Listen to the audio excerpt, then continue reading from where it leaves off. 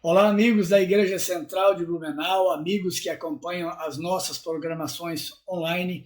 É uma alegria estarmos juntos mais uma vez nessa noite. Hoje é uma noite especial.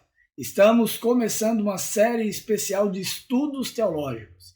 E vai estar conosco nesse estudo tão especial o pastor Antônio Agostinho Muondo e também o pastor Gabriel Boeira. Os dois formados em teologia e vão estar abordando este tema tão especial, que é o tema das Sagradas Escrituras, da Bíblia, da Palavra de Deus. Convido você neste momento a continuarmos juntos participando deste estudo.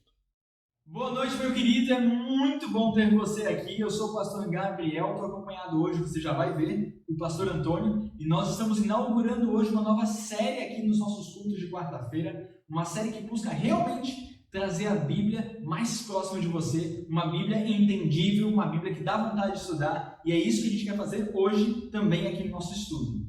Deixa eu te contar quem que eu trouxe, eu já mencionei, mas vou mostrar aqui. Trouxe um cara, um elenco de peso também, o pastor Antônio hoje me acompanhando aqui. Pastor, dá um oi aí.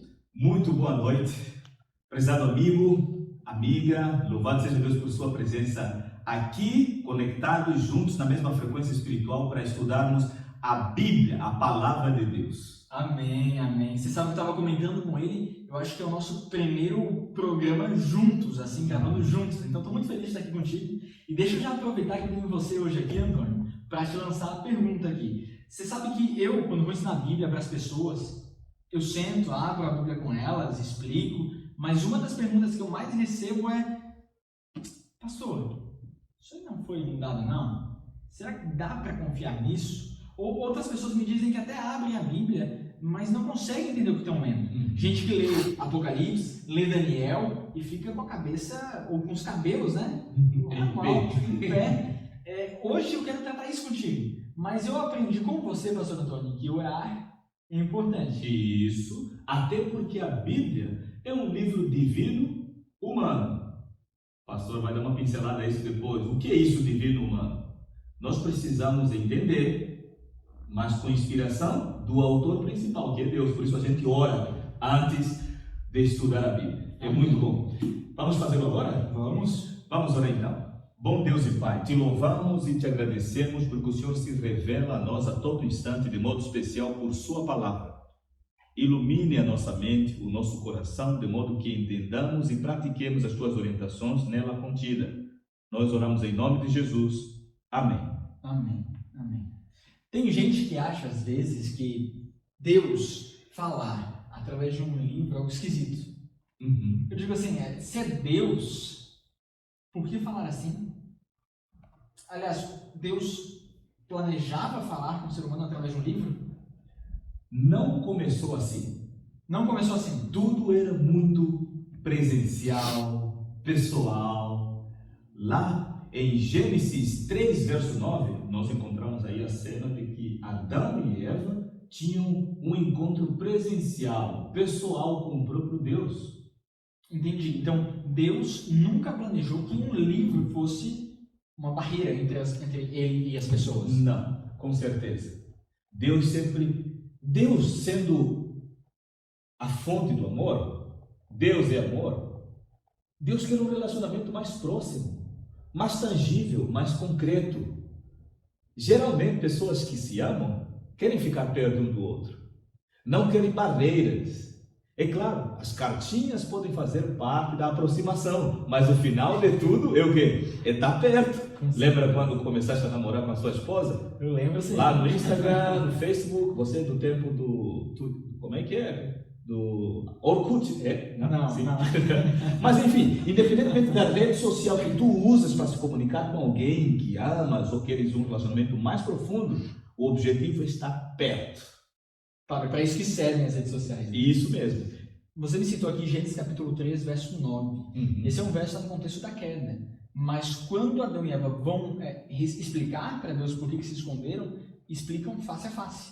Por isso que a gente usa esse texto como prova de que Deus já falava cara a cara com eles. Isso acontecia. Olha só o detalhe, pastor Gabriel. Quando Deus aparece para Adão e Eva, lá no capítulo 3, verso 9, Adão respondeu algo muito interessante para Deus. Deus pergunta para ele: por que tu te escondeste? Adão diz o quê? Eu me escondi porque eu tive medo. Uau! Primeira consequência do pecado, medo. É terrível.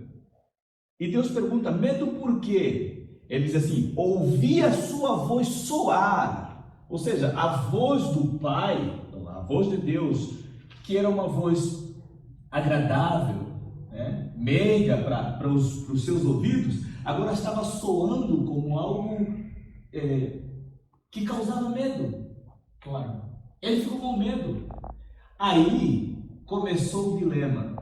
Adão e Eva, representando a humanidade, já não tinha mais a capacidade de enxergar e ouvir, enxergar a presença de Deus de forma tão natural e tranquila quanto antes, e ouvir a voz de Deus de forma tão prazerosa quanto antes. Eu estou pensando aqui, quem sabe, numa situação de pai e filho. Geralmente a gente olha para os nossos pais com amor, e eu imagino que quem me assiste também seja assim. Mas a criança fica com medo do pai quando faz algo errado. Isso mesmo. Então o medo é uma consequência, como você dizia, natural quando eu errei. O problema é que o pecado não é qualquer erro, né? É algo que realmente entrou nesse mundo e destruiu tanto as relações quanto o mundo em si. E eu queria ler com quem está assistindo a gente também, Isaías, capítulo 59, verso 2. Olha o que diz lá: mas as vossas iniquidades fazem separação entre vós e o vosso Deus, e os vossos pecados encobrem o seu rosto de vós, para que vos não ouça.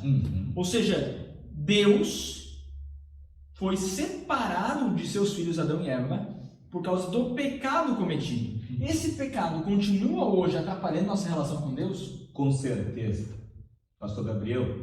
Por isso é que o próprio Deus, desde então, ele vem atrás da raça humana caída. Não foi o homem que buscou a Deus a priori, foi Deus que veio ao encontro do homem. Isso é evangelho. Evangelho é Deus encontrando o homem para salvar. Mesmo a criatura ficando com medo, ouvindo a voz de forma medrosa, ainda assim Deus se aproximou, querendo salvar, e ele continua se aproximando até hoje, querendo salvar, usando outro método, porque nós já não suportaríamos. Imagina, Adão e Eva estavam muito perto ainda, estava recém saído aí da perfeição, né? Do ambiente perfeito, pese embora havia pecado recente, Claro. mas havia saído da perfeição recentemente. Ele não suportava mais a voz de Deus. Bom, logo de cara já não era mais possível. Mas Deus continuou falando, porque a comunicação faz parte de um relacionamento amoroso. Deus continuou falando ao longo dos tempos, não mais usando a sua voz, obviamente, mas usando homens escolhidos por Ele, que ouviam a voz dele e transmitiam para os outros. E Deus também usou a escrita, né? Registros de sua mensagem foram escritos, que hoje contemos aqui em nossas mãos, né? Para que a gente entenda, ouça a voz de Deus, que traduz a vontade dele para a nossa vida. Você tocou num assunto que eu ia perguntar também. Você me disse que Deus usava pessoas para falar. Isso. Então não mais cara a cara, mas usando pessoas. Qualquer pessoa podia ser usada.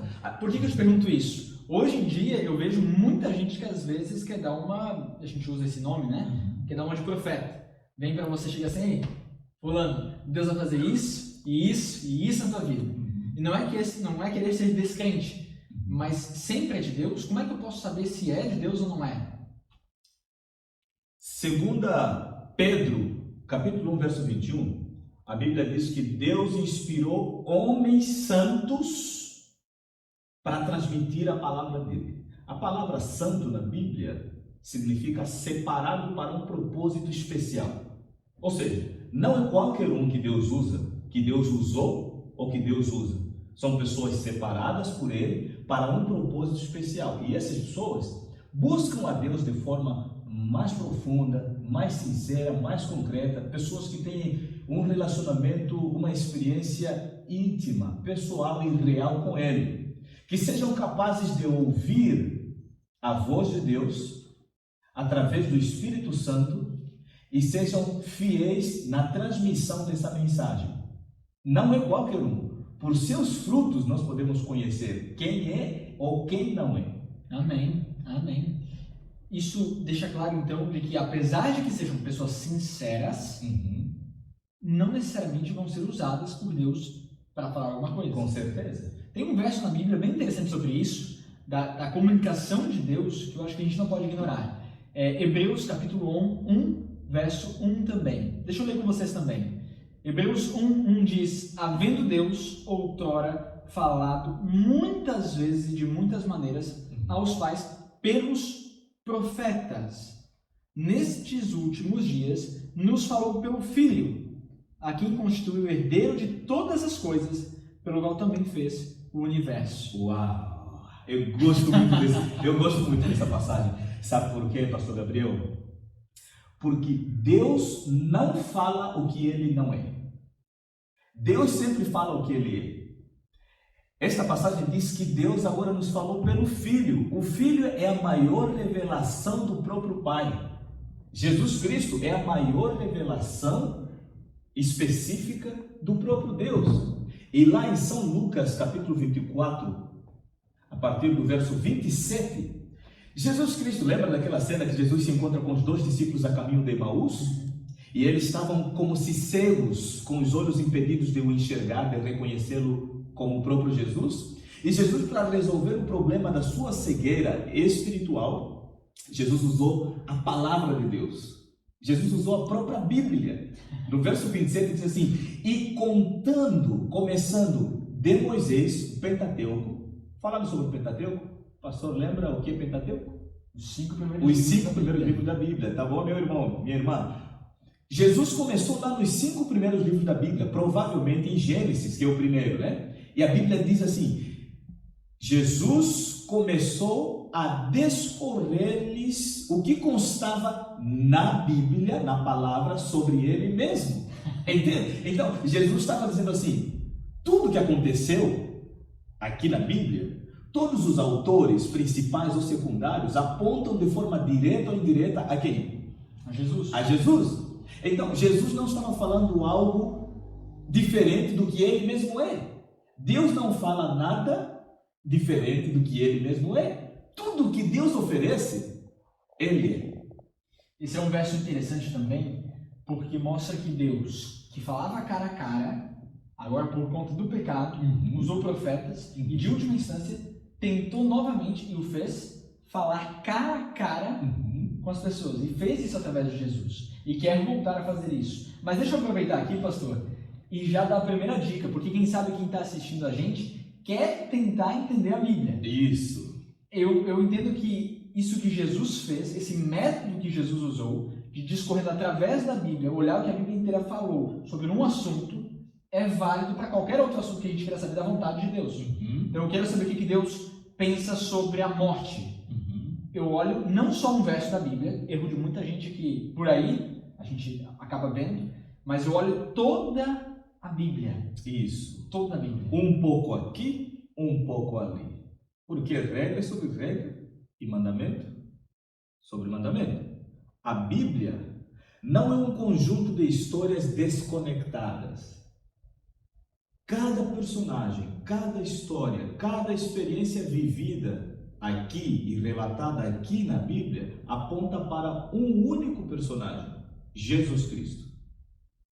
A história de Adão não é apenas a história de um homem que antes perfeito e depois caído, depois em queda pelo pecado.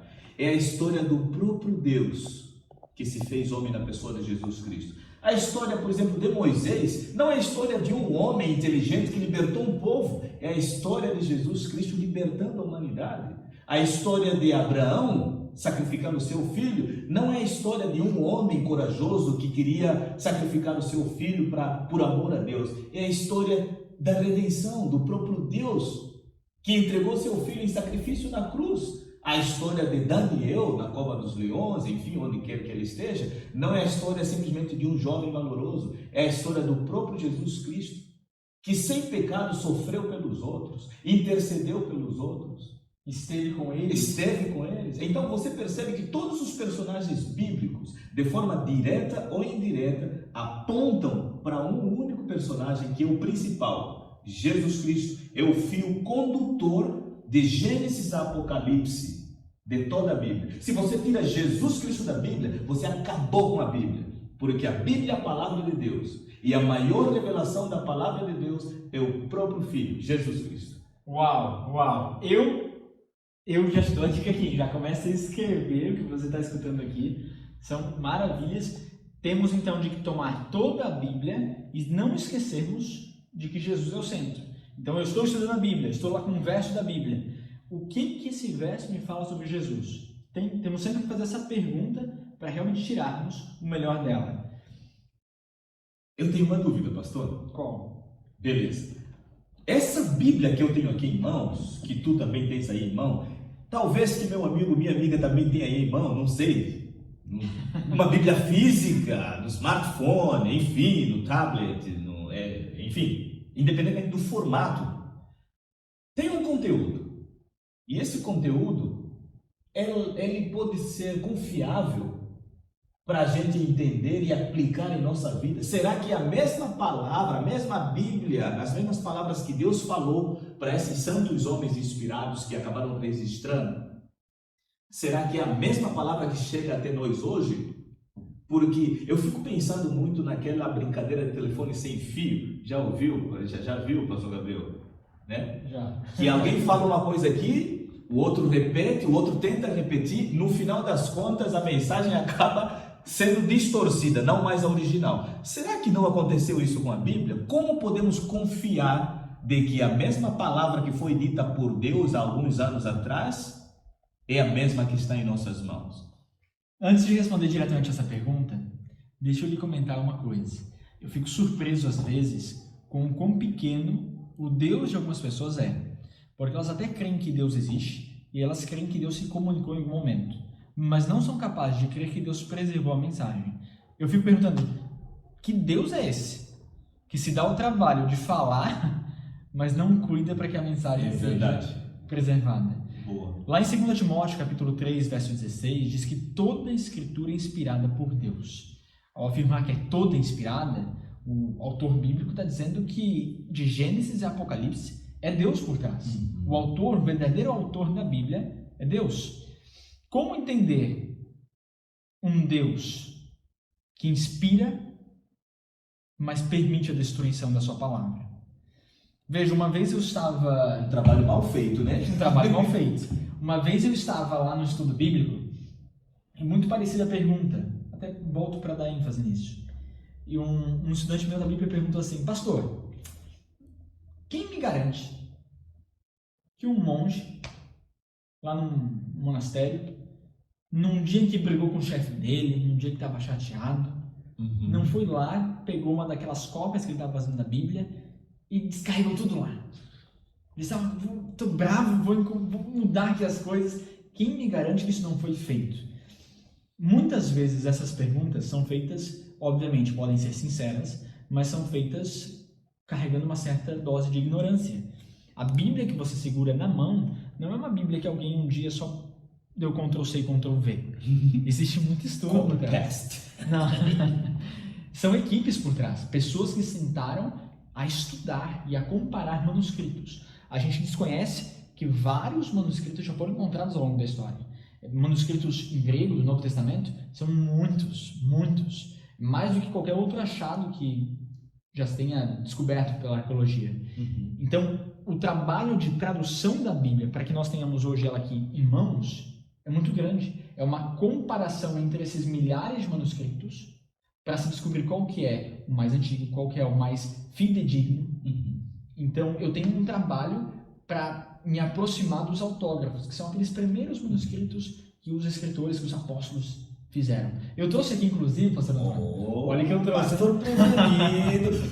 Pastor, enquanto tu tiras aí, pode nos dar um exemplo histórico, real, de que um desses manuscritos foi encontrado, é real, plausível? Pode nos dar um exemplo desse? Da Bíblia, você disse? Sim, da Bíblia. Com certeza a gente não pode deixar de falar do maior achado histórico aí com relação à Bíblia, que é os manuscritos do Mar Morto, Qumran. Eu trouxe aqui, inclusive, uma Bíblia hebraica Stuttgartense. Essa Bíblia aqui, se nós abrirmos, você encontra o texto em hebraico e aqui na parte de baixo, o aparato crítico. Esse aparato crítico são as principais diferenças entre os manuscritos já encontrados. Então ele me cita o verso que está e que diferença tem nesse verso. Essa Bíblia aqui, a Bíblia Stuttgartense, não contém os manuscritos, as diferenças encontradas nos manuscritos do Mar Morto. Uhum. Na quinta que nós vamos ter, que está sendo produzido já, vão ser diferentes livros aí, né? Uhum. Até tem um preço salgado. Que bom. Mas é nessa que a gente tem as diferenças. Então, é um exemplo real, palpável, de um manuscrito encontrado antes de Cristo, Uhum. que lança luz para o quão preservado está a Bíblia de hoje em dia. Uhum. Nós temos, então, todo o Antigo Testamento, com exceção do livro de Esther, nos manuscritos do Mar Morto, que trazem a mesma mensagem que eu tenho no Antigo Testamento hoje, 2022. Isso é uma maravilha. Que legal. E sobre traduções, pastor?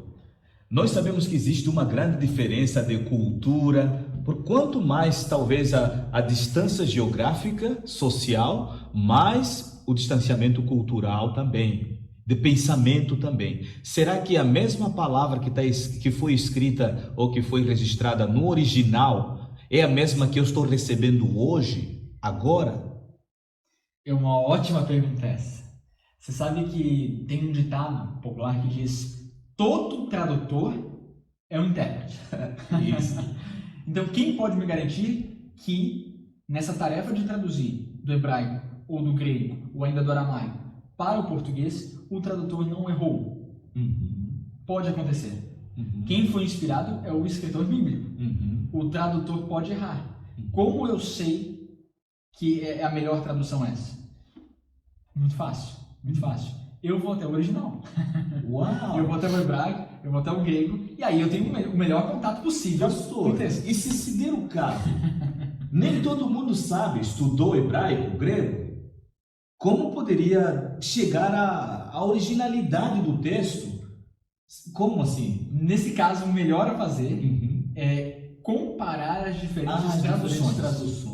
Então, ao invés de usar só uma tradução, a Bíblia que eu sempre gosto, se eu quero fazer um estudo mesmo da Bíblia, eu pego diferentes traduções da Bíblia. Deixa eu dar aqui um aviso. Opa! Não confunda o modelo da sua Bíblia com a tradução da sua Bíblia. Por exemplo, eu seguro aqui a Bíblia missionária, mas isso não tem nada a ver com a tradução que tem nessa Bíblia.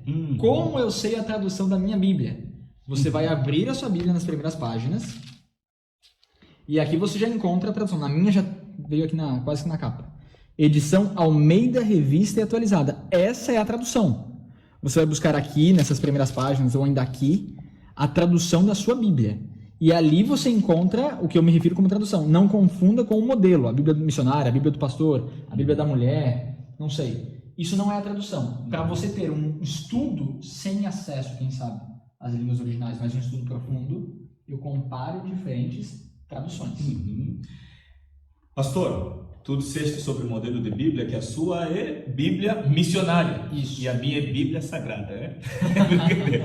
Queridos, um dia ouvi alguém dizendo que temos muito mais problema por não beber água do que beber água potável.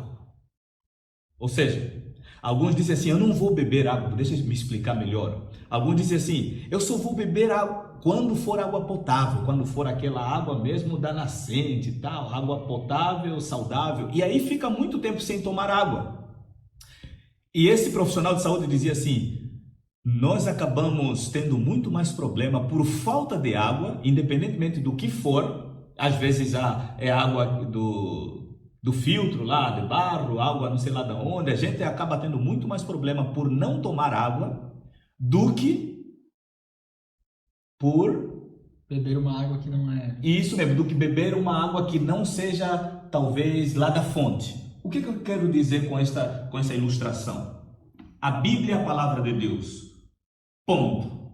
Existem modelos, traduções e tal e tudo mais que a gente precisa cuidar? Sim. Mas, às vezes a gente deixa de estudar a Bíblia.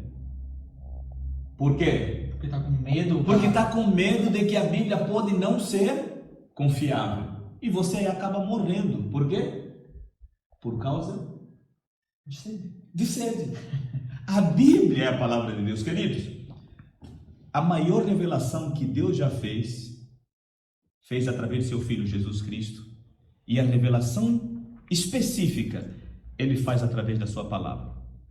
E como diz um ditado muito popular, um homem vale tanto quanto a sua palavra.